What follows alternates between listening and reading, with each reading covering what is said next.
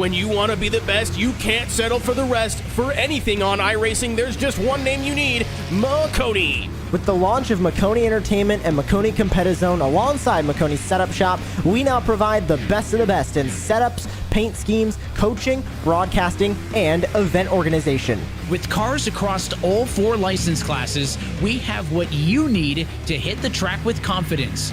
Grab a subscription and save money while going fast at MaconiSetupShop.com/subscriptions. There is a reason that Maconi Setup Shop is partnered with more real-world tracks and companies, including Junior Motorsports, than any other group on the iRacing service. And remember, at Maconi Setup Shop, there are setups, but your victories.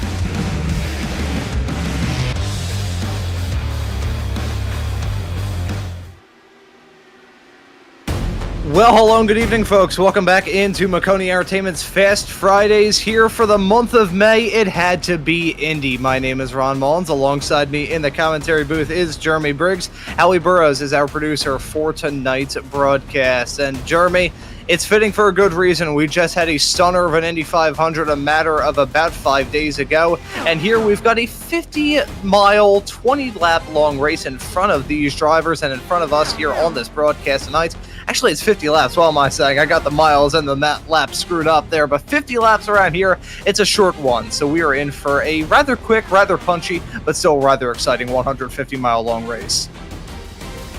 Absolutely, Howie, or excuse me, Ron. Wow, got you guys mixed up there for a second. I'm getting things mixed up.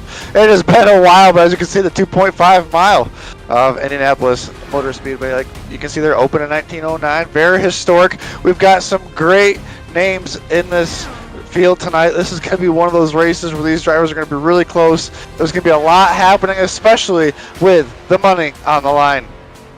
That's $150 up on offer for these drivers if they just so happen to grab the checkered flag and a 3.3 foot or 1 meter tall trophy at the end of it all. I got 150 and 125 screwed up. It's 125 miles for this race that we have coming up for you all here this evening. $150 on offer to whoever can take the checkered flag. We got some drivers running in this event here tonight who actually did pretty all right in the Indy 500s this past month of May, so we're looking to see how they may be able to do in this race here this evening. A rather stacked grid of many different racers running here from all across the iRacing gamut. Some very nice looking race cars out there as well, but a rather tough racetrack here. And hearing from our producer Howie Burrows that our pole sitter for this race, Talon Smith, the number 51 car, was actually able to grab 3 Indy 500 wins in one was it one single day that you said, Howie, or one single week?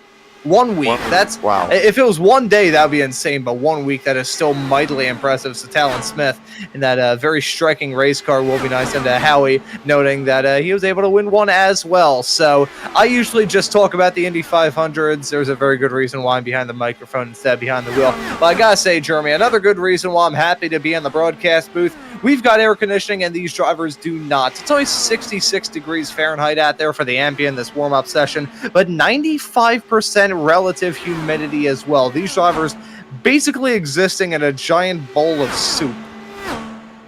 I didn't know we've pretty much got rain, but without the rain at this point, it is going to be very sticky. As you can see there, right there, all these drivers very close on the track. We're going to see a lot of that action here tonight. We'll have to see how these drivers play it out. See some of these drivers that haven't maybe driven these cars before at all. Like we were just mentioning there's a driver in the field that's won 3 Indy 500s in 1 week. We'll see if, a driver like Jeff Maconi, who, I'm not sure if he raced in Indy 500s this week, but, we'll have to keep an eye on him because obviously he's the boss man, but we'll have to see how he handles these Indy cars here tonight. Yeah, I gotta see these drivers who may not have a lot of experience with these cars. In some cases, someone just knocked down the wall coming out of turn number 3 through the north chute.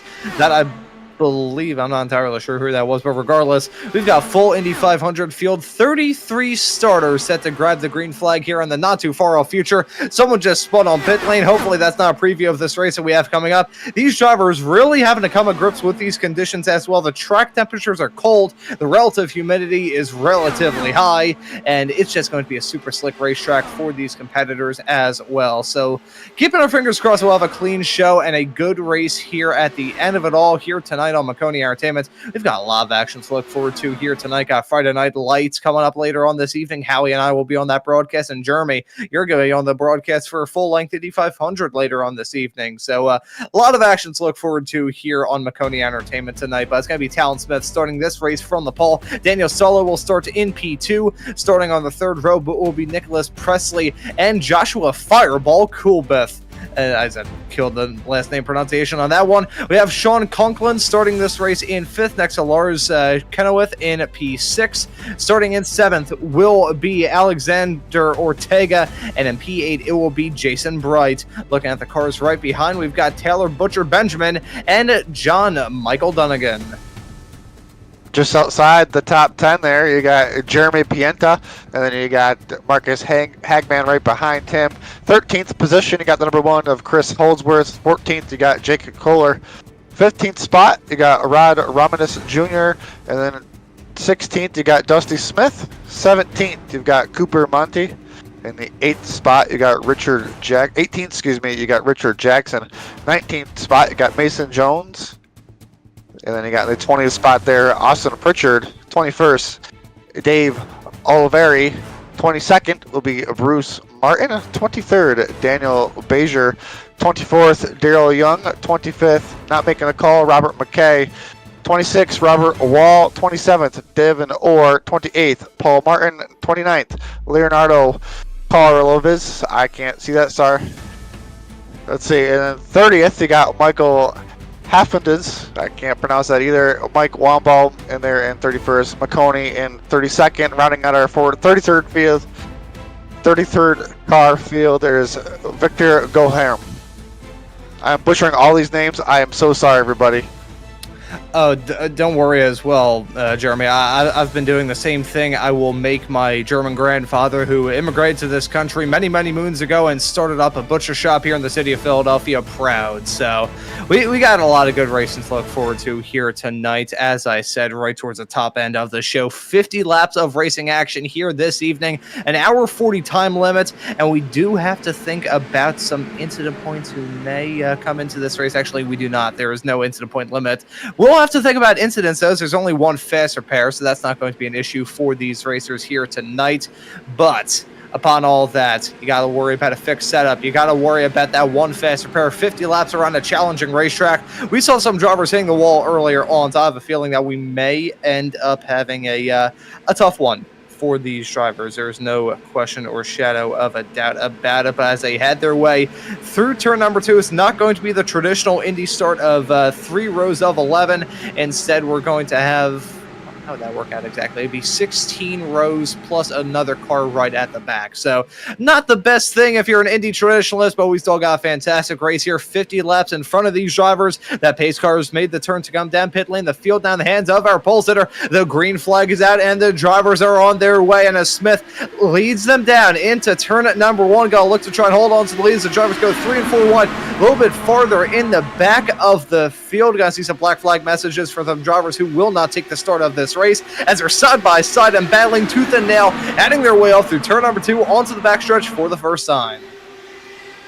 Look at all these cars on this track, 33 of them right now coming down the backstretch, 4 wide. They're 2 rows deep. This is incredible. And that is exactly what I was expecting. Oh, There's a big wreck through turn at number 3. Someone was up in the catch fence and someone's upside down. Lots of cars destroyed in that collision. I think that may have been Alexander Ortega, who we saw have a massive collision and all that. Gotta take a look at this replay. They were already battling hard. You could see some driver mega sideways heading off through turn number 2. Then they went down this backstretch, and after that, pure unbridled pandemonium broke loose. They were 4 wide. Someone went off into the grass, and then, oh my God, up into the catch fence. 3 cars up into the fence. That was a huge impact for all of those racers, and some drivers having to take some massive matrix moves to avoid any sort of major collisions in that.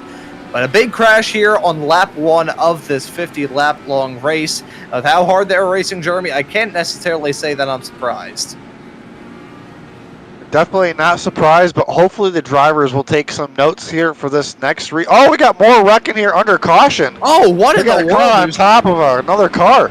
Yeah, they're two mounted on top of each other. That's how go-karts are made. That's Don't back up friction. too far. Oh, don't back. Oh, that could have been Oh, it's so much broke. worse than It it won't was. even drive straight. Yeah, that's Jake Kohler. You can see that car is wrecked beyond repair. That front left wheel is broken off. That nose cone is getting dragged along. Enrique Gilbert, who did have a black flag at the start of this race, I think that may have potentially been cleared, but he's got some huge damage in that race car. I believe it was Bruce Martin, this driver of the number 11 car with a, is that Dan Weldon 2005 Indy 500 win tribute scheme that I see on that race car? My eyes do not deceive me. I'm looking through.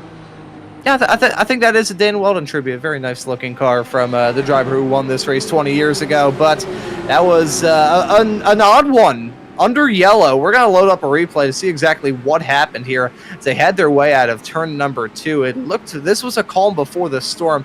Then all sorts of chaos broke loose. You can see that's Kohler running very fast. What in the world was he doing here? Was he trying to get a lap back? Was he just blissfully unaware of everything? Don't tell me just rear-ended him on purpose. Let's see what happens here. No. Oh, what in the... He crashed in front. What in the world happened there? Well, we got to look even farther ahead. Wow. All right. We got more investigating duties to be done here. Yeah, it looks like the cars. Oh, we got a couple cars sideways in front of them, and it just really. We got to figure out how that number 11 became sideways. Or how he's getting a workout. Yeah, you can see him midway through third gear. Then the drivers stack up as they caught up to the pace car. One driver hits. Very easy to lock up the rears in these Indy cars on the ovals. That's all they did. That's exactly what they did. Good call, Ron. Looks like they just locked them up, catching up to that pace car, and spun them out. And that's we're gonna be 1 degree here, single file run. This will be hopefully a kick in the butt. Hopefully these drivers can get some laps under green. Yeah, and I think this will be a good call from race control to have a single file restart here. Well, we'll have to see. I'm not going to make any sort of major thing. I think they will eventually make it double file, but only time will tell before they do. The pace car making a big slide to come down pit lane. Nice drift from the pace car driver as he turns his way into the pits and puts the field back in the hands of our P1 sitter of Talon Smith as a green flag is back out here at Indy, and they're already 3 wide, a little bit farther in the back. They did not learn their lesson after that after those 3/4 of a first lap of this race. They're already battling hard. That's Cooper Monty losing out in all that drama. Actually, that was Cooper Monty gaining some spots, and Rod Rahemus Jr. losing out on some places as the field had their way down the back stretch yet again, side by side. Not going to see the massive pack of race cars that we saw down to turn number 3 last time, but they're still going to be going for some moves. That side by side solo jumped into the race lead. Talon Smith nearly dropped down into second as Lars Chenoweth is looking to maybe jump up into P2 in front of Smith. Here we are. 3 wide, almost 4 wide battle for the lead once again. We have a caution on the field. Looks like the 48 is going to be involved. Yeah, that's Gina Rakowski coming out of the final turn. You can see that car's already twisted up. I think the side pod's broken off of it. Had to have been some car contact being made potentially worse time to get the hiccup on the air. My oh my. As yeah, you can see that car was already wrecked as we cut to that replay. So let's reel it back a little bit. Side by side racing right in front. That's got a bunch of pretty big hole of dirty air heading off through turn number 3. Coming out of it on the high side, gets a little bit loose. Yeah, contact being made. Bang into that outside wall. Gina is going to go. Big impact for the driver, the number 48. That left front is broken off. And oh, that could have been worse. I think it was a matter of inches with another car nearly getting collected in that as well. Definitely very close. Lucky to get right on the pit road there. Still think went a lap down, but was able to get that fast repair. Hopefully a lesson learned. Hopefully get 40 laps back in the books here. I'm not sure of those drivers that were able to get repairs done or stay on the lead lap. Looks like out of our 33 car field that we had, looks like, no, 35 we had at one point. No, looks like 33. 2 of them are 1 lap down. The 48 and the 28 are 1 lap down, so we have got more wrecking, I think, on the track. Have they wrecked again?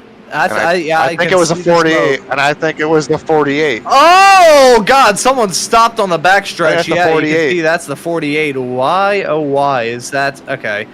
Why is the real question that I've got. Maybe Also, just I looked getting up to a my call. screen and Okay, yeah, you can see already spun. Was that contact or was that just goosing up the throttle and then not really pulling up? I mean, there's only so much you can pull over on the outside line. I think it was a spin on pit exit. Let's see. Clip the grass. Yeah, it's a spin on pit exit from Rakowski. Wow. Easy mistake to make, too. Be sure these cars are basically skidding around like you can never believe on pit exit here. But first time I've ever seen that happen. Fast repair to spinning out. Back on pit road. Assuming we should be getting the 1 to go signal, hopefully down the back stretch. We can see right there, Lars Chenoweth right now in second place. See what Lars can do to jump in the lead there and get around Talon Smith once again. As blinking in and out of existence and getting word from our producer about some of the race control chat that's going on. Double file restarts will be permitted to these drivers if they can make 10 laps in this race without a caution. Which I can say, I mean, this is going to sound bad, and to any drivers out there, don't take this the wrong way. This is coming from a former driver myself who competed in karts for about 10 years and has been doing race commentary ever since. Racing drivers sometimes, to get their heads out of their butts when it comes to going for risky moves, sometimes need a carrot dangled and off in front of them to be like, hey, look, if you can keep it clean, I'll give you this nice little piece of candy or something like that. Ooh, piece of candy. Who doesn't want a piece of candy? But we got $150 on the line, and you know what it's like, Ryan. All these drivers just want to go forward and go fast. But when you're deep down there, 20th plus, it just looks like you're so far away, and the racing is so intense just because of that. And hopefully drivers can calm down and get a few laps under the books and get spread out to make those passes. As the pace car lights are off, it looks like we're getting come to green.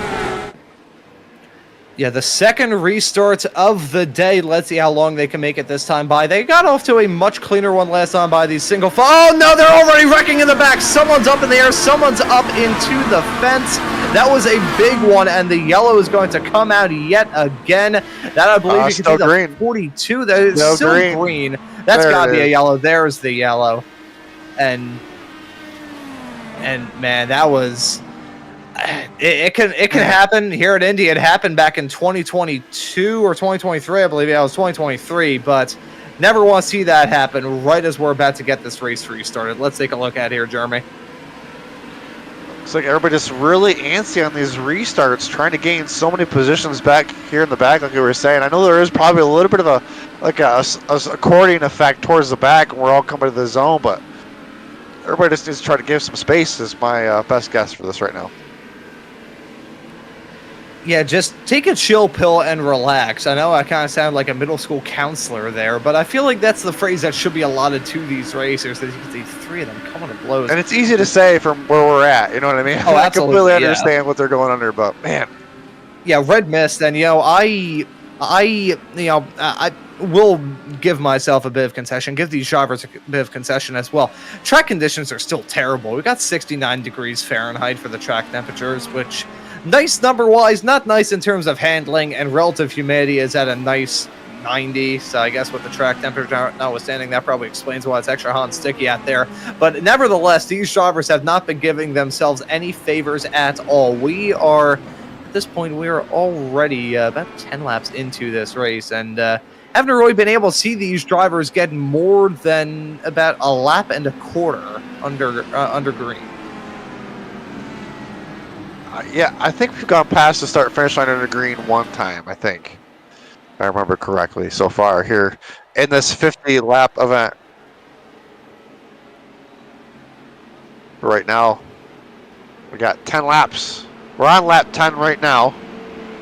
So out of this 50-lap event, we've already had, I believe this is caution number 3.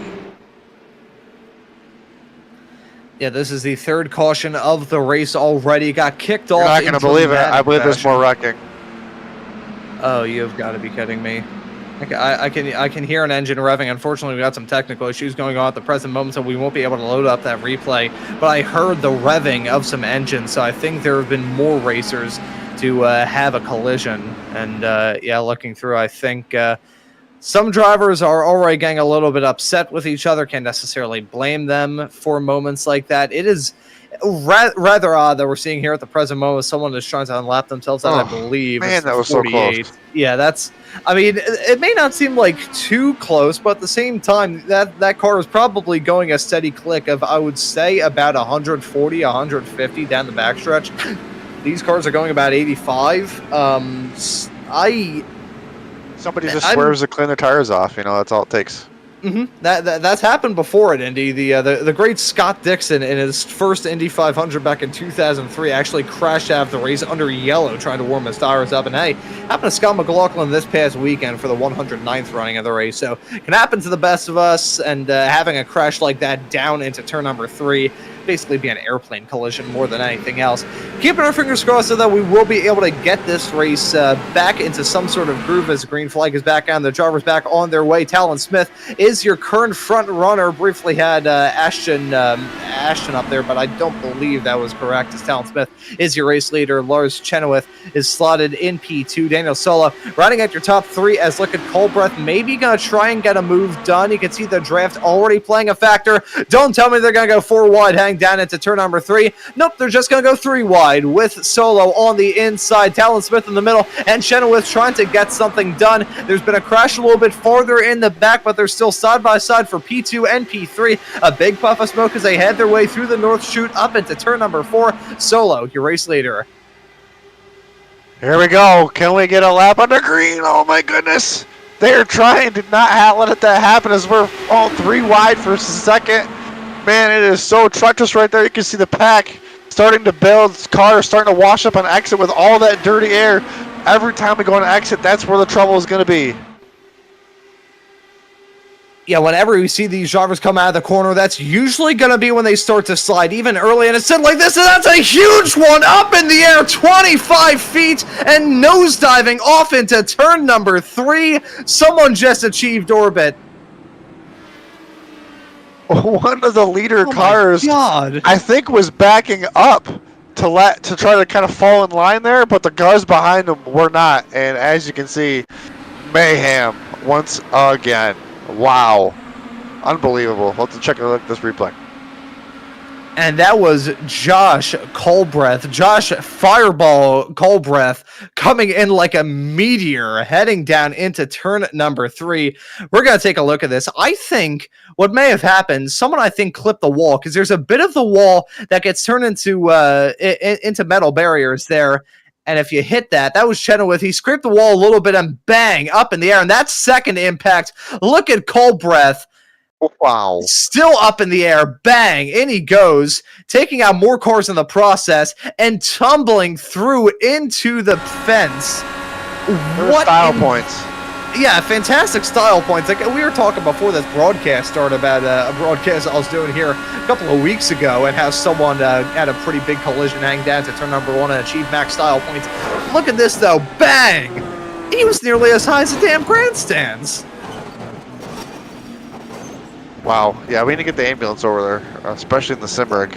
Wow. That's not one where you get an ambulance. I'm going to have to pour out a drink on that one. My, oh my. Whew. Cars are coming to pit road even with all this mayhem. Yeah, I mean, I can't necessarily blame some of the drivers who maybe avoided that collision by the skin of their teeth, coming in for a change of tires, a quick splash and dash, and probably a change of underwear after that. I can't necessarily blame them if I'm being brutally honest. But heading down pit lane, I believe one driver has stayed out, as I'm going to have to... I'm actually going to hold off on the other angle that I've got right now. I want to take a screenshot of that in sim, because I am genuinely at a loss for words. There's nothing that can be said as it's a drag race off pit lane for Solo and Smith. They were just about tied there. I think Daniel Solo got the upper edge by a matter of inches as they came out of pit lane. It was actually Talon Smith. Alrighty, so Talon Smith in that very striking, is it magenta, is it pink? I was never very good in art class. He, according to Howie, he calls that car pink. So the pink car of Talon Smith being the best of the best on pit lane for the first time. It looks like the top 4 cars stayed out, so we'll have to see how that strategy plays out for them. I believe we are getting ready to come to the green flag at this time. A lot of drivers involved in that incident. Man, oh man, a lot happening so early on in this race. I think we got 2 laps of green in that time. Yeah, we got a little bit of green flag running, but upon that, we also had the biggest crash we've had thus far tonight. So if we have if we have 3 laps under green, we may end up seeing a driver score a hole 1 on the golf course on the inside of this racetrack, except without a golf ball, instead with their own race car. Not really sure if that would be the ideal strategy. Now I'm thinking of a golf ball designed IndyCar, but you know, before we start thinking about that, we've got a restart left to get taken care of here with 15 laps on the board right now. It's still a long time left to go, and it's John Michael Dunnigan at the front of the field. Mason C. Jones picking up a black flag a little bit farther in the back. He's currently slotted in 9th, so that's not going to be a good moment for him at all. Kohler, though, after getting involved in that drama at the beginning of the race, he's slotted in 2nd, and they try and take the lead from Dunnigan as they head their way down the backstretch off into 3 and 4 on the north end of the track. Now 3 wide action. Let's look at Holdsworth trying to make something work around the outside. Oh! I was just going to say, wow, what a save. Who was that? That was Chris Holdsworth there? Holdsworth? Yeah, that was Holdsworth. Holy wow. cow. I was just going to say we got new names and new plays. We'll have to see how it plays out for these drivers and see what it's like for them in this clean air. And as soon as I was getting ready to spit out the words, that one, Chris was going for a ride, and I got to give Chris some style points on that. Miraculous save is all we got to wreck here on the backstretch. They are wrecking big time. That's a huge impact into the inside wall. That, I believe, is Nicholas Presley. It's had a big hit into the inside wall. Wheels are broken. The yellow flag is back out with Jake Kohler in the race lead. May end up seeing those drivers come down pit lane, but there is that wounded car heading down the back stretch. That is Dusty Smith there, so a bad moment for him. Let's take a look at here, Jeremy. Oh, another one involved. It's definitely cool. Definitely 2 involved. Yes, that was Nicholas Presley that was involved in that one in his ride. I believe he's already towed himself to pit road. So, looks like Dusty Smith got loose on exit, and Nicholas Presley had nowheres to go. Yeah, that incident's rather common here at Indy. A big impact into the inside wall for the both of them, and rather tore up are those race cars. And we have to get to the point where we're thinking, how's it going to work in terms of these drivers with their fast repairs? Only one allotted to these racers, and I think there have been some who've already run out, as again, some more wave rounds in this race already. Whenever I see wave rounds at Indy, it always stirs up my, I wouldn't even say my flight or fight. It would be my flight or flight. I either want to get away from a situation like that, or I won't get the hell away from a situation like that. It does look like a pit stop is required. Looks like only 30 laps on fuel, so these drivers have to kind of manage their strategies here, as it looks like one of the drivers that stayed out last time decided to come in this time. So Jake Kohler, brings a couple more drivers with him, as there is unlimited tires. Dunnigan stays out as we continue to watch the field shake up. Watch the scoring monitor on the left-hand side of your screen. Just flip cars all over the place as we watch these drivers. So we got 30 laps on fuel. These drivers are going to be right on the edge of making it to the end if they pit right now.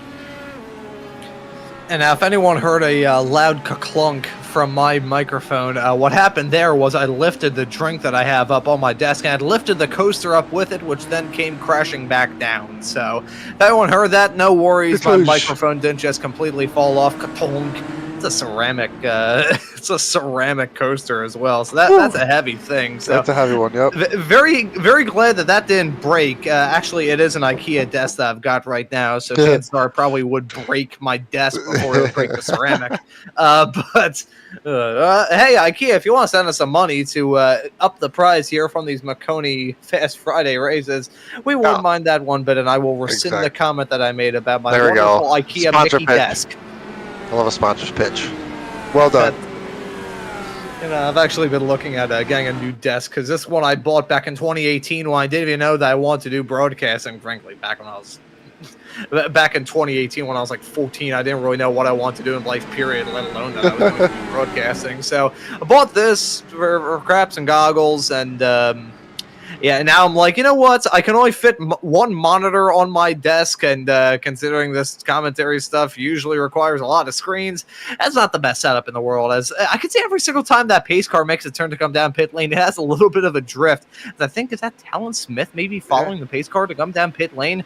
Not sure what the deal is there. No black flag out there for Talon Smith, as the green flag is back out, and the drivers are back on their way. Some 3-wide action already, and drivers already chopping each other off down to turn number 1. And let's see how long before they potentially stack it up. That is very close quarter stuff as they head their way off into turn number 2. Some 3-wide action a little bit farther in the back. At the front of the field, though, John Michael Duncan and Rohamus, they're involved in a side-by-side fight. Look at Daryl Young trying to pick up some places as well. Wow, as we watch this battle up front, hear me out. I think Talon Smith's strategy, if he comes back out in the track, we're right on the edge of making it all the way on fuel. We'll see if that's his strategy with all these wrecks, that he thinks that now is a good time to pit, get away from the pack, let them do their thing, and drive around them when they don't have enough fuel. And when we get that strategy content into this, you have to think about how those yellows have benefited these racers as well. Again, a lot more fuel mileage. It's a big one huge yet wreck. again, heading off to the south end of the track.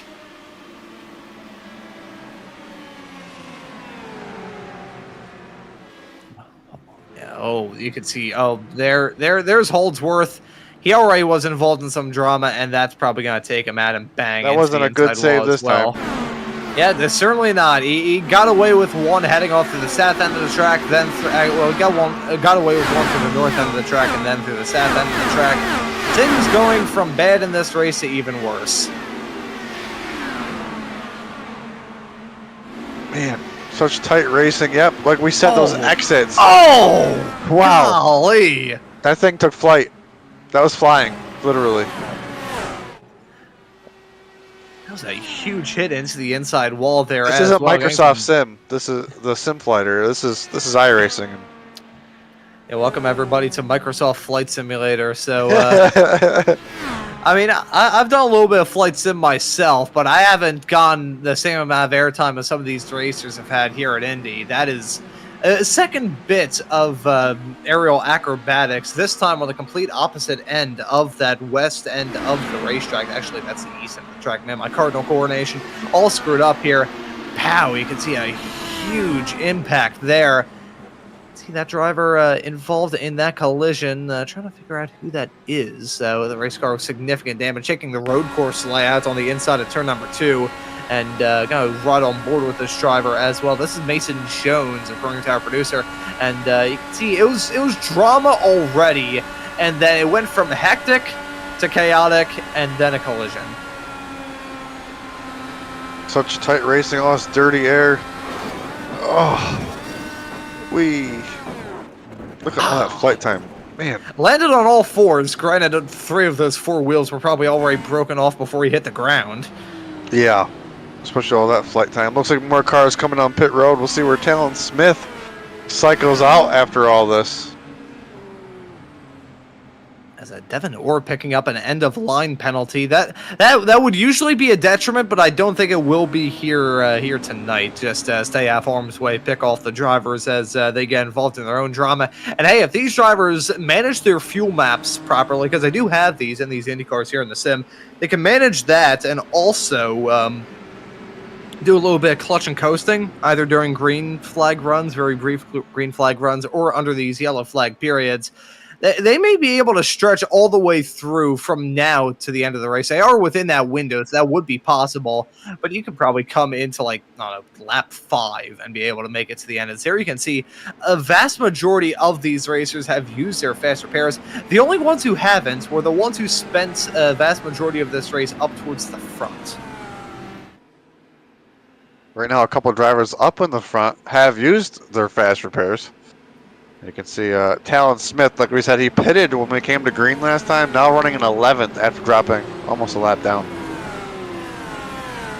As we are going to be coming to a restart here in a couple of moments' time with Marcus Hagman up at the front. Daniel Solo in P4 is actually your highest class racer who has yet to use a fast repair. He's quick in these race cars, and I think considering he hasn't been struck by a falling anvil yet, we have to talk about him being in contention. Haven't even hit the halfway mark, though, in this race is a crash yet again. Coming to the green, and the yellow flag is back out.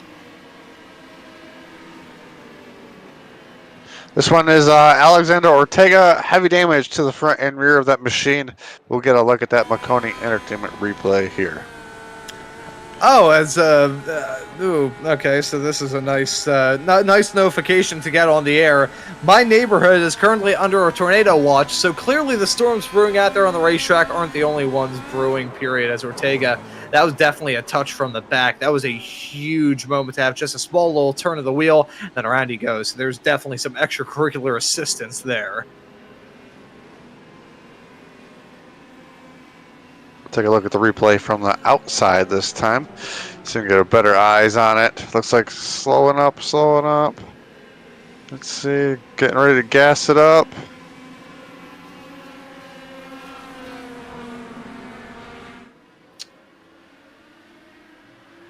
Looks like from that angle, there was contact. But that might have been Mason Jones that was behind him. Is a guess from me. I'm actually going to go in and take a look to see exactly who it was that came to blows with Alexander Ortega coming to that green flag just a few laps ago. Bad moment to have. There's no question or shadow of a doubt about it, as I'm even on my iRacing, it's starting to crap out on me. So let's see from Alexander Ortega's perspective in all of this, trying to figure out exactly what the deal is, at least on my end personally. And the car right behind was the number 12 of Josh Fireball, Carlbeth, and it was contact being made. There's someone upside down as we are under pace laps. I don't know what to say. That's Devin Orr, and things going from bad to worse for the number 33 as he's flipping as towed back to pit lane. The yellow flag was out? Were they trying to get their lap back? What are we doing here? Like, nearly pushed the driver off into the pit attenuator as well and all of that. So, yeah, we're going to run on board with Devin Orr and his perspective in this. And plenty to talk about, but man, poor producer Howie here. Yeah, I gotta feel bad for Howie having to be like, oh yeah, you could see coming in way too quick, and there goes the camera. I think Howie's got a break yet. This is Colberth's perspective in that moment a little bit earlier on. Contact being made. There goes the front wing. And around he goes. And that has brought out this yellow, which has resulted in more drivers flipping. I think we're going to get a restart here in a couple of moments' time. And if they crash on this restart, I may just leave. I mean, so we're at halfway. I think we've got about four or five laps under green. We're doing good. So yeah, we've only got a half an hour left, or yeah, we've got like about an hour left in the session anyway. So I think they should close up here pretty shortly. And but I don't want to go another hour. I can tell you that. Yeah, if you want to tune into some good racing action, we got the Friday Night Lights Xfinity Series tonight at Nashville Super Speedway. That's going to be a pretty good race. And we are coming to green this time by. They're locking up. Don't test me, drivers. Don't test me. Do not. The green flag is back at.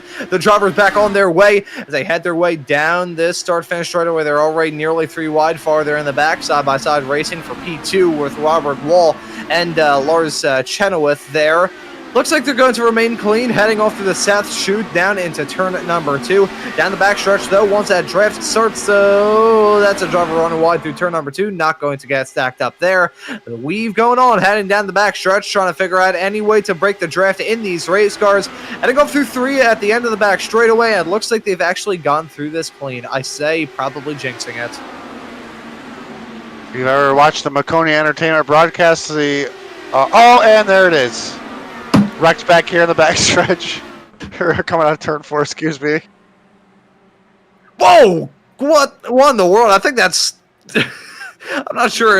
Maybe it was just my perspective, but I think that side pod of that car just popped off like a misshapen Lego, ricocheted off the fence. see the contact being made through the south chute. That already wrecked that race car, and then bang into the outside wall. Huge impact for the both.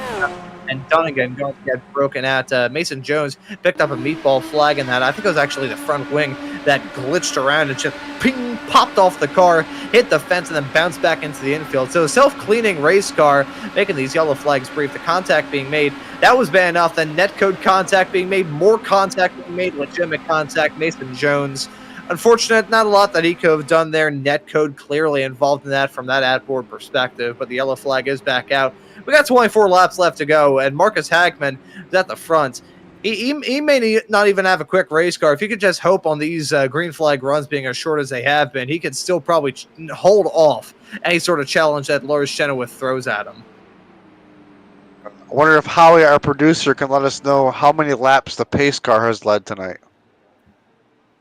He cannot tell us. Okay. Okay, we'll figure it out at the end how many laps this pace car has led, because I think it might be the leader of the most laps right now.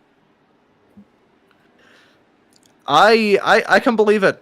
I can honestly believe that, Jeremy. So, well, maybe we'll have to figure out who coded the iRacing pace car here in Sim, whether we go to the recent source code and whoever wrote that, or whoever wrote it into the Sim many moons ago, have to give them the other $150 paycheck and the other 3.3 foot tall or 1 meter tall trophy at the end of this all here, as there's a car coming on lap themselves and going to be merging in within that pace car, so even the pace car is not immune from getting hit. The pace car's like, oh no, please don't hit me. I didn't do it. I didn't do it. I don't know why we both picked up British accents there for a very brief second. Howie, I apologize. I think Howie's starting to rub off on us a little bit here. Not in that way. As we get ready, we're going to have, what, 21 laps to go when we come to the green?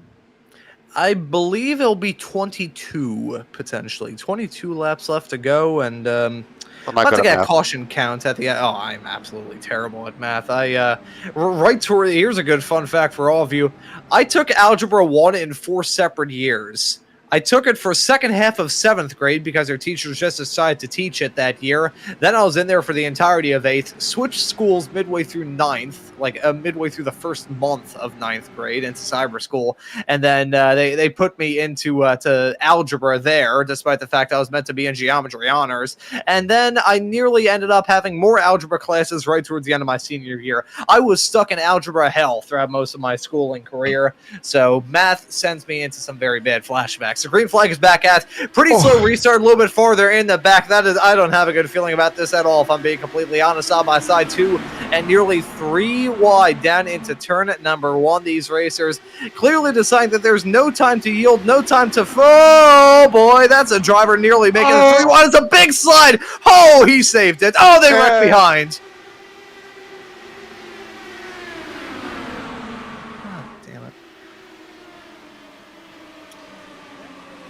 22 laps into this race, and the caution is coming out yet again. We're going to take a first look at this massive slide for Dave Oliveri in the number 41. You can see trying to get something to work on the inside, heading down into turn number 2. Very tight quarter stuff. Way below that white line. That's not going to work out at all. He's held on to it. In real life, he probably would have hit the wall lickety-split, but he kept on to it. And the yellow coming out going to minimize the damage. It was John Michael Dunnigan who was involved in this drama, and I think he got the boot as a result of it. From what I saw, he made it 3 wide heading off to the south chute down into turn number 3. Yeah, you can see him already getting some moves done here, and looks like we'll follow him and his perspective and all this in the number 39 car. Off through turn number 1, still looking clean, and as we a little bit farther up the road, still running smooth, still running strong, and oh yeah, that's... He got ran in from behind from what I saw. They actually know that was John Michael Dunnigan running into the car in front of him. So you can completely disregard that. John Michael Dunnigan running into the back of Jake Kohler and getting himself out of the session. I think he already used his fast repair as well, so probably was out regardless, but unfortunately ruined somebody else's night. As the field will bunch back up behind the pace car, everybody will get a quick time opportunity to come down pit road, and we'll probably get right back to hopefully another green flag lap. You know, with the amount of front-end impacts we've seen into the walls and into other cars thus far in this broadcast, I think the iRacing gods starting to play with me a little bit because I'm getting my left foot, actually no, my right foot, you can tell I'm great with my cardinal directions, my right foot is falling asleep on me here, so as I try and get this squared away so I don't get a sort of pins and needles feeling in my foot, we'll let you know that Robert Wall is your current top runner. Marcus Hagman is slotted as, what, why, okay, so this is legit. Robert E. Wall, what, huh? So Robert Wall is waving around. So Robert Wall may be already, he may be one lap ahead of the rest of the field here. I genuinely, okay, as Robert Wall just got disqualified, he passed the pace car, and that's going to take him out of this race. So it's now Marcus Hagman in the race lead. Man, this is insane. This is one of those Fast Fridays. Go ahead, Howie. Go right ahead, Howie. All right, producer Howie here. My custom messages at the top don't work. They broke something. I just would like to tell the world that this is the worst race I have ever worked on in my life, and we're not done. So have fun, commentators. Let's go.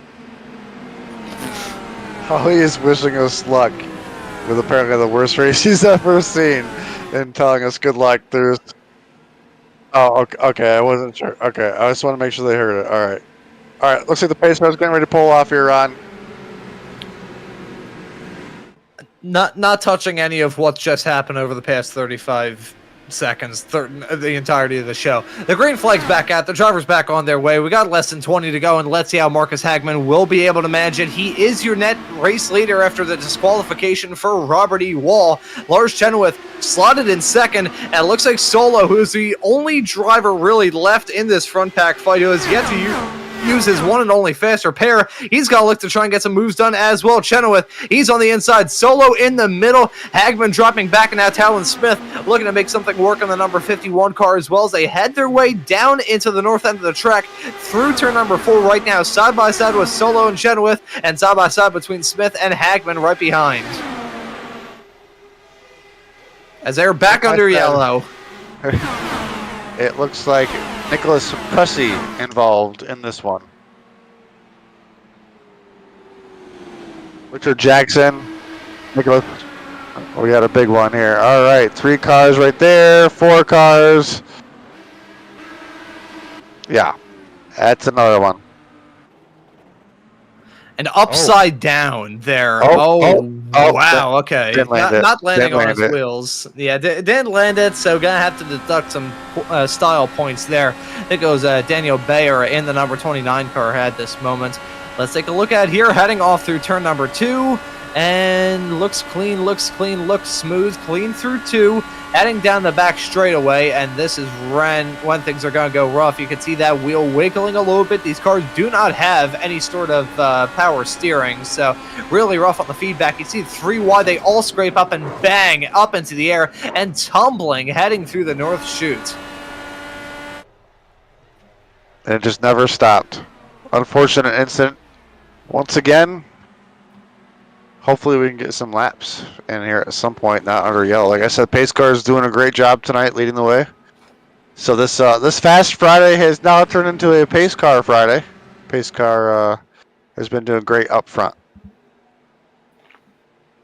The nondescript sedan. And it should be noted, I'm not sure whether that went out on the air or not, but Chenoweth, Solo, and Smith, very good racers at the front of this field. And they were the ones that were a little bit, they were up towards the front a little bit earlier on. So I think everything is just about evened out with 17 coming to 16 to go this time by when we do get this race back up and rolling here for I can't even remember what restart we're on. I think we're on 6, 5, 7, 98, 77. I don't really know. But either way, when we get this restart here with 16 laps left to go in this 50-lap long race, it's going to be Chenoweth, Solo, and Talon Smith. Now, if these three drivers all crash each other off heading down into turn number 3, then I'm probably going to bash my skull in with my own keyboard. But they're quick racers, so they are very quick in the Indy 500. They have like about 5 Indy 500 wins between them all. So don't think we're going to see something like that. But, you know, there's been something in the air, and it's not just the humidity. It's everybody trying to win on lap 1 again. still. Dropping that coaster, huh? Yeah, I'm not sure if that got caught up. It was just a quick little tick. A great idea from our producer, Howie, saying that we have to have a chat with Jeff no matter what at the end of this. Frankly, I will do that in service to going in like 15 minutes before the Friday Night Lights broadcast, and you'll be able to catch about 40 minutes time here on Maconi Entertainment, here to bring the action to life and here to bring the drama to life, as Chenoweth going to lead us back to green. They're stacking up a little bit farther behind, hoping that we don't have drama yet again on this restart. Jeff Maconi, he just picked up a black flag, so the commentator's jinx has no prejudice, striking everybody here tonight. Chenoweth going to be leading them coming out of turn number 2, but then we're going to have Solo and Smith maybe going to try and make it 3 wide down to 3. Man, this field has definitely thinned out as we are 3 wide for the lead with some really good drivers, but a very tricky track. You get, as we look at the field, there's about 18 cars left on the track to have the potential to win that $150 here tonight. But I can see them starting to spread out. We are 3 wide going into turn 1. Yeah, 3 wide racing down into turn 1. They briefly, well, they got it started out somewhat. That's a big one right behind. They crash, hit the wall yet again. Multiple cars. That's Monty, and getting T-boned as well into the inside wall. That's Daryl Young having a big impact. I'll load up this replay. The yellow is back out. Another lap under green. We did it. All right, so let's take a look and see what happened here to Dale Young. I believe I saw on my screen happen just below. It looks like he may or may not have got contact with somebody, and we'll see what happens with that. And at this point, he got the rumble strip on the inside. Okay, that's what happened. So a car got to his inside, hit the rumble strip, and then came up with him. It looked like that car that came in late was trying to sneak through it, and unfortunately didn't work out. Yeah, if you dip below that painted line, you are basically taking a one-way trip into the outside walls. We're going to take a look at another angle of this time from Bruce Martin's perspective in the number 11. The Jim Beam car heading his way down into turn number 1, got involved in some drama earlier on, so this is probably going to take him out.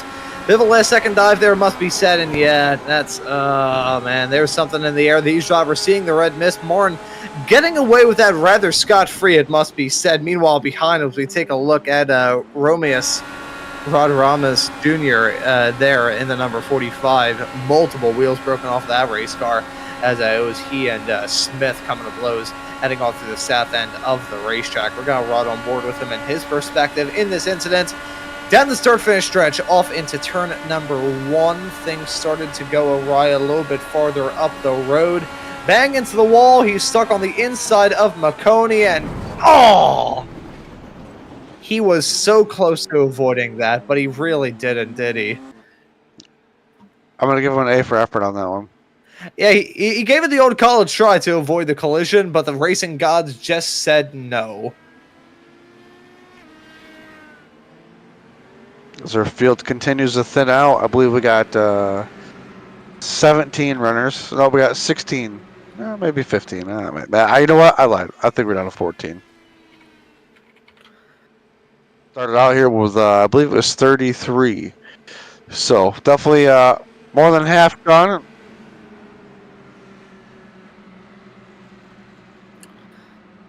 And man, if I will say one thing that I do as a broadcaster personally is I do not have the iRacing in-sim radio chatter in my ears during these. Although for this, I kind of wish I did.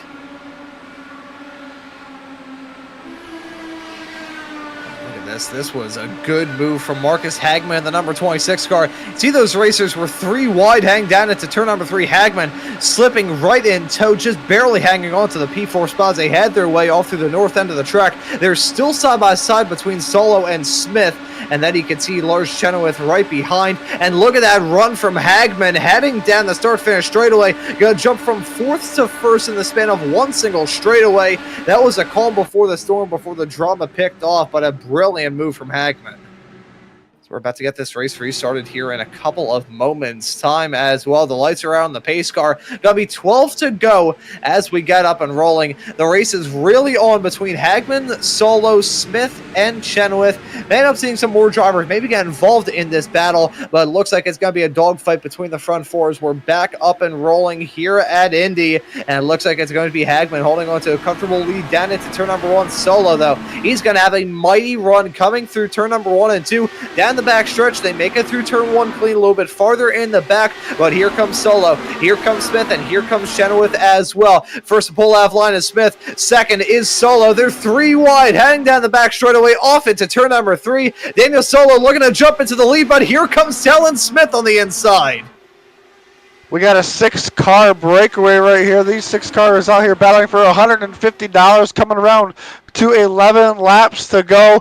But who's going to lead us to the checkered flag? Only time will tell. We got to come around 11 more times. And there's still 2 by 3 heading down a 6-pack of Indycars down into turn number 1 as a big bit of wall contact a little bit farther in the back. That was Jeff Maconi, I believe, hitting the wall and looking to avoid any sort of extracurricular drama as they had their way off through turn number 2. As they're 3 wide, nearly 4 wide right in front of the field. That's Conklin looking to jump into the race lead. He's going to do it in the number 32 car. Talon Smith slotted in second. Lars Chenoweth looking to make something work as well. Down the inside off into turn number 4. That's a gutsy move from the driver of the number 22 car. This is a really fantastic battle that we've got the front of the field as Hagman maybe got tried to look to make some moves up 4 wide, heading down through the yard of bricks into turn number 1. They're 3 wide still through turn number 1. Solo on the high side. That's Talon Smith and Sean Conklin looking to hold on to it. Lars Chenoweth got to pick up the pieces in all this. Holy cow, this is a hectic battle. We went from a 6-car breakaway to about a 12-car battle, if not 10-car battle, as these drivers continue to fight. Doing great job side by side, turn after turn. These lower track temperatures, just tremendous amount of grip. Yeah, and as these drivers finally get into some sort of groove now with 9 laps left to go in this race, they're yet again 3 wide, heading down into turn number 1. That's Conklin holding onto the inside line. Chenoweth stuck in the middle. That's Talon Smith looking to make something work on the high side in that very striking pink race car. He's still on the outside through turn number 2. He's going to have to lift out of it big time. He's going to be a sitting duck heading down this straightaway. He's going to get chewed up and spat out by his competitors. They are 4 wide, heading down the back straightaway. That right there is Daniel Solo looking to make something work on the high side through turn number 3. Not close enough. Oh, that's a big one heading off right behind. It's Richard Jackson. Should be out of the way. We should stay green. Oh, the yellow came out. Oh. Yeah, I think that one car hit the wall with such ferocity, he completely disappeared from the mortal plane. Hit the wall with such a strong impact, actually popped a black hole, and he disappeared into a different dimension. As let's take a look at this from Jackson's perspective in the 53. This was a huge impact for 2 cars down the backstretch into 3. Jackson holding on to that inside line, contact being made, and bang, that was a huge hit into the outside wall. Tell you what, this green flag racing is so good. Just wish we could get some more of it as we take another angle of this replay of Richard Jackson going down into turn 3. The car behind him trying to file in just got too much gas in it. They both collided the wall. The one driver, maybe he DQ'd from too many incident points or something. I'm not sure. Just kind of disappeared. Yeah, I don't think there is a incident point limit, so I think, was there maybe a disqualification that was handled down right off the bat? I don't think there was.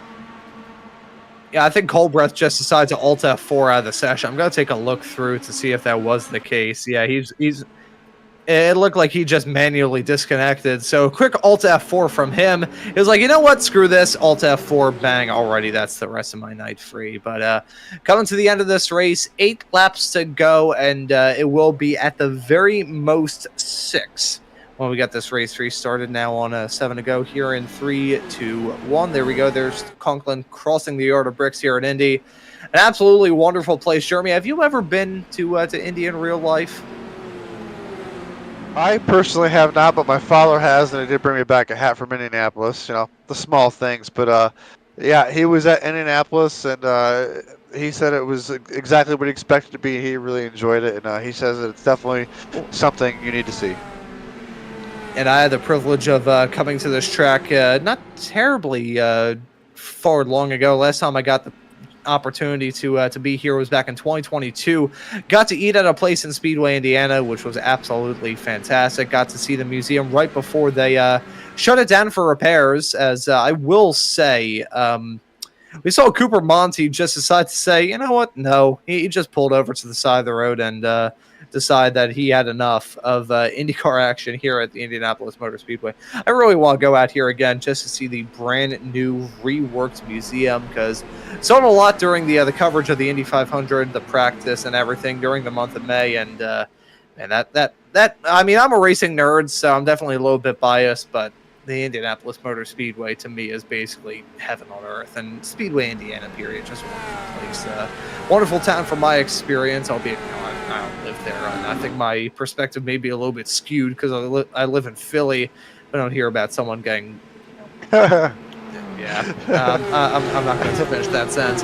Conklin, though, is going to be leading this field back to Gray. It's going to be 6 laps left to go here tonight, as hoping that we don't have a stack up behind. The green flag is back at the drivers back on their way. Conklin going to pull it up to speed, heading down into turn number 1. Lars Chenoweth slotted in second. Talon Smith in P3. Daniel Solo looking to make something work as well in fourth. They're a little bit spread out at the front of the field, but now that we're coming through turn number 2 onto the back stretch, this will be what gets Dacey. That's Chenoweth. That's Smith. They're 3 wide down the back stretch. Looks like they're going to single file out with Smith jumping into the race lead. Chenoweth remaining in P2 and Conklin dropping back down to 3rd. They're still side by side through the north end of the track. Talon Smith looking to make something work on the high side. Whoa! That's Conklin nearly hitting the wall. That was really close. We're 4 wide at the yard of bricks once again. Coming down into turn 1. Awesome racing by these 4 drivers. Very precise precision at 230 miles an hour. Doing an awesome job down these straightaways. Looks like 2 drivers that are in 5th and 6th there, starting to reel. Yep, we got Halfison and Hagman starting to roll back into him. Hagman was a driver that was also very aggressive. We're going to have 4 laps to go when we come back to the yard of bricks. Yeah, 4 laps left to go. It'll be a qualifying run and a qualifying run alone. 10 miles left to go when they cross the line in a couple of moments' time. They begin banging and roughing each other up, heading their way through turn number 4. Look at that pack of 5 race cars covered by nothing. Down into 1 and 2. That's Solo on the high side. Talon Smith in the middle, and Conklin looking to jump back into the race lead. They're still 2 by 2, heading their way off into turn number 2. That's Halfledson trying to make something work as well from P5 in this race. They're 3 wide yet again. That's Solo looking to make something work. They're so close to being and banging and roughing each other up. That can work in a stock car and an Indy car, though. That can end in tears in the blink of an eye. Oh, so close making contact as they head their way off through turn number 3, now into 4. With $150 on the line, they've just got 3 laps to do it. Who's going to come out on top? We're almost 5 wide across the stripe. Look at this battle. Oh, no! Oh, up into the wall goes Solo and Halfredson, and that is going to bring the yellow out with 3 laps. Oh, contact! Huge one. That was Paul Morn coming in for the kill, and that's going to take Solo out of contention for sure. He had a quick race car. I believe he's one of only a few drivers left in this race that didn't use one of his faster pairs, but after that moment, he's game, set, match. You can see that 3-wide action. If they... one thing to raise as well from our producer, Howie, that's a history of teammates crashing into each other, and bang, contact being made. Heading off into turn number 1. It's 3-wide action, which can work. The problem is they were so packed in together. It was about 3 cars covered by about probably there's probably a foot and a half to either side of the car in the middle. So if you have something like that, cars packed in together like sardines off into turn number 1, that is simply not going to work at all. We're going to take a look at a slow motion replay of all of this, and should be noted. I'm going to look through. I'm not sure if we do have. I'm going to hold off on that. I'll pass it off to you here, Jeremy. I think we do have green white checkers enabled. Yes, we got 3 of them. We got 3 of them. If we needed more cautions, there we go. If we needed more cautions there. We need more grains of sand on this planet. So we will be going into green-white checkered territory here from this evening's race from Maconi's Fast Fridays. $150 as a paycheck and a 1 meter or 3.3 foot tall trophy at the hands of these drivers. They can just hang on.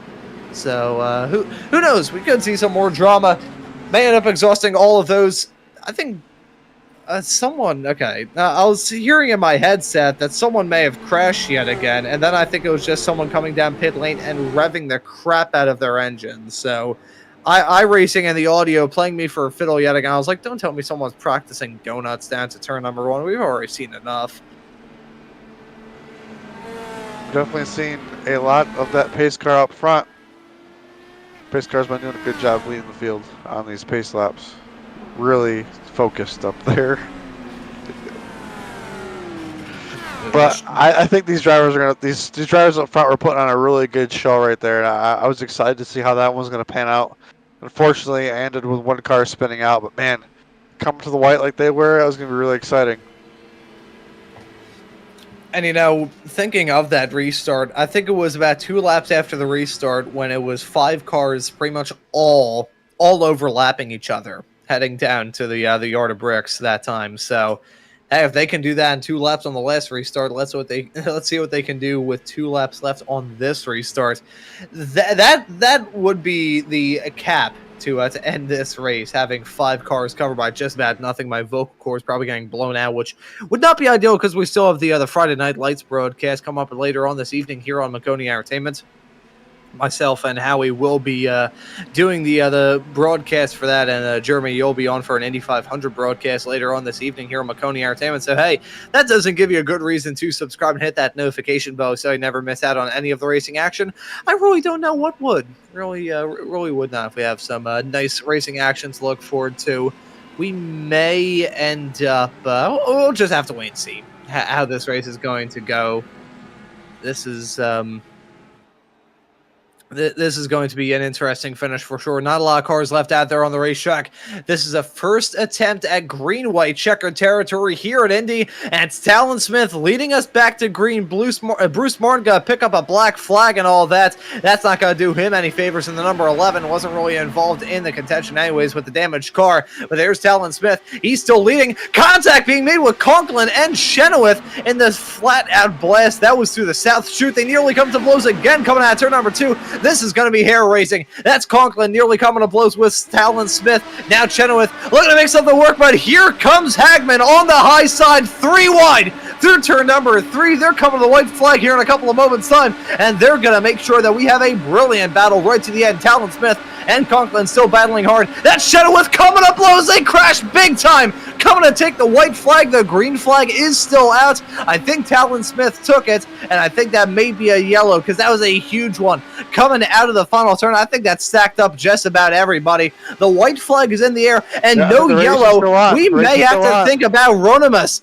We may have to think about the driver of the number 45 car, Talon Smith, trying to break that draft to run the snake, heading down the backstretch off into the north end of the track for the final time. Talon Smith, he's been in contention for this race win from the drop of the green flag all the way through to now, but the fate of him is really out of his hands as here comes Ronimus Jr. on the high side. Rod Ronimus looking to make something work. It's a photo finish coming to the line. I think Ronimus may get it. The driver of the number 45 car, oh so close. I think Talon Smith may have gone the run right towards the end, but I think it was Rod Ronimus Jr. winning this race in the number 45.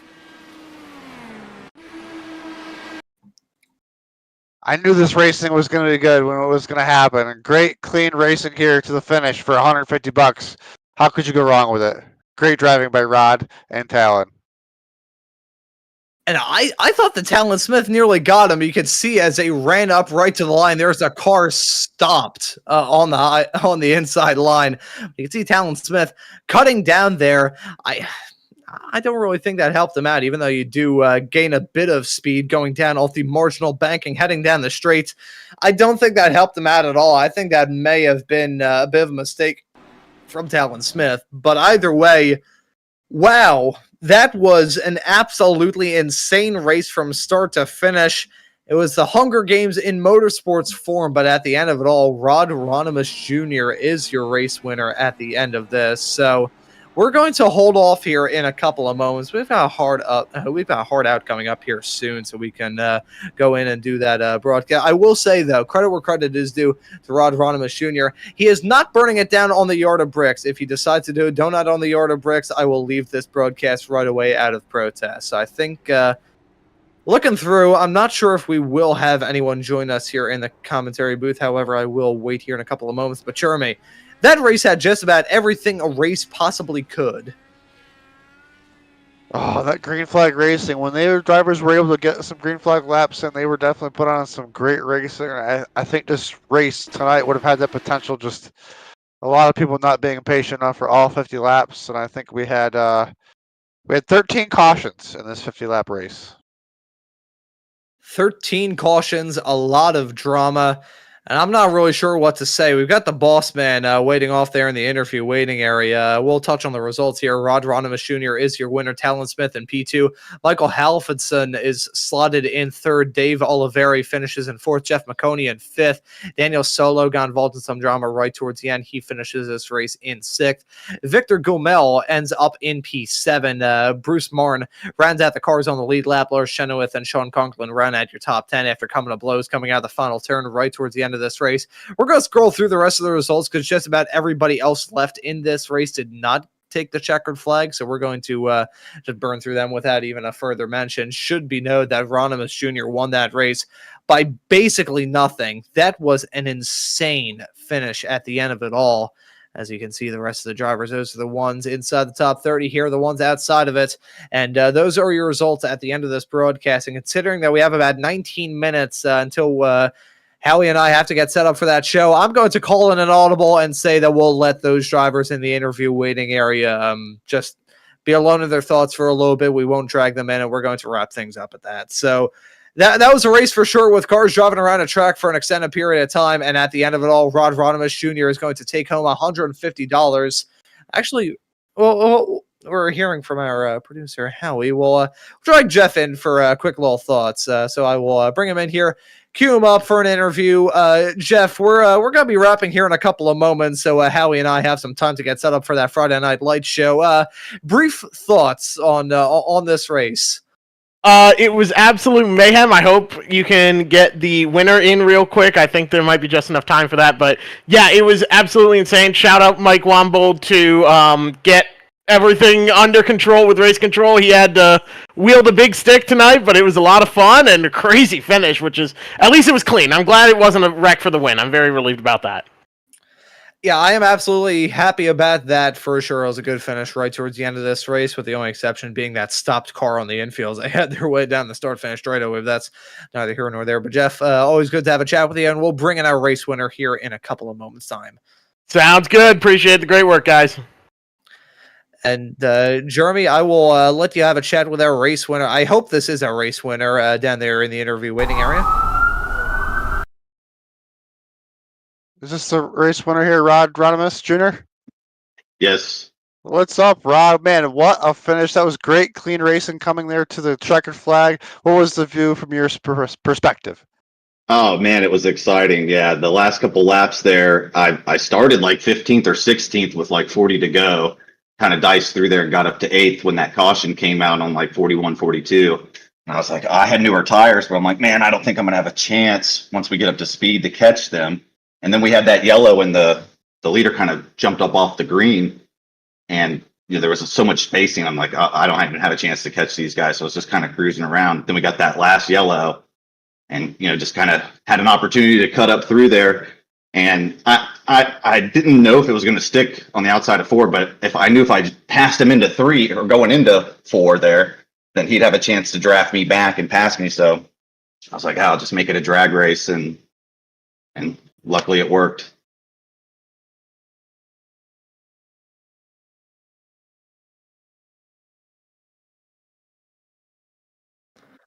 And I'll just take the mic Ben, then. you're $150. Oh, sorry. I'll just take the mic if you weren't coming back. But if you want to quickly have one more thought, and then we can wrap this up.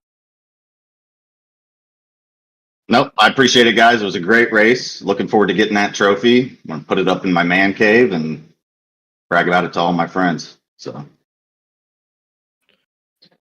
a good source of bragging rights. You can never turn that down. But Rod, thank you for joining us here in the commentary booth, and well done on the victory.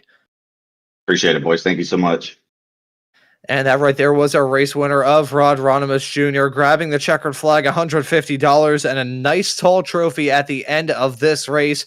And with all that being said, I think that'll just about do it for this broadcast of Fast Fridays here on Maconi Entertainment with the Indy 50 plus some change for the laps that we had during that green-white checkered attempt. So for myself, Ron Mullins, Jeremy Briggs joining me in the commentary booth, and Howie Burrows working all the cameras in the virtual production hauler, I say thank you all so very much for watching this broadcast of Maconi Entertainment.